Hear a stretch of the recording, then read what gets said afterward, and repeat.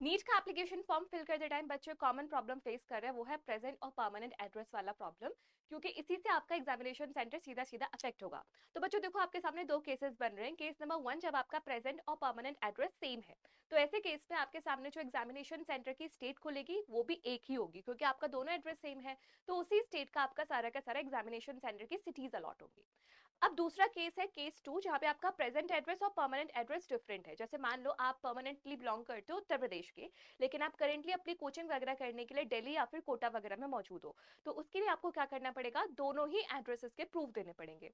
तो जब आप प्रूफ दे दोगे, अपलोड कर दोगे डॉक्यूमेंट्स, तो आप जब सेंटर को स्टेट चूज करोगे तो आपके सामने दोनों स्टेट्स खुलेंगी। जैसे कि आपके सामने राजस्थान भी ऑप्शन आ जाएगा और आपके सामने उत्तर प्रदेश भी ऑप्शन आ जाएगा।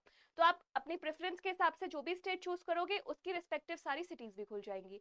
अब बात यह आती है कि हम डॉक्यूमेंट्स में क्या क्या प्रूफ लगाएं। परमानेंट एड्रेस के लिए आप लोग अपना Aadhaar card, pen, driving licence, passport या फिर राशन कार्ड, बैंक पासबुक, ये सब लगा सकते हो। लेकिन अगर वही मैं बात करूं प्रेजेंट एड्रेस की, तो उसके लिए आपको लगाना पड़ेगा ये।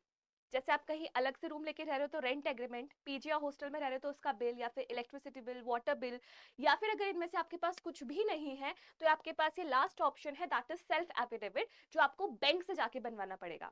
अब इसके अलावा दूसरा इंपॉर्टेंट पॉइंट क्या है कि आपके पास एक सिंगल पीडीएफ ही बनानी है। एक ही पीडीएफ में आपको दोनों के स्क्रीनशॉट्स लगाने हैं, दोनों फोटोग्राफ्स लगाने हैं, प्रेजेंट एड्रेस और परमानेंट एड्रेस का। लेकिन उस पीडीएफ का साइज रेंज होनी चाहिए 50 to 300 KB। तो उम्मीद है तुम्हें वीडियो यूजफुल लगी हो। अगर और भी कोई प्रॉब्लम फेस करे तो मेंशन कर दो कमेंट्स में।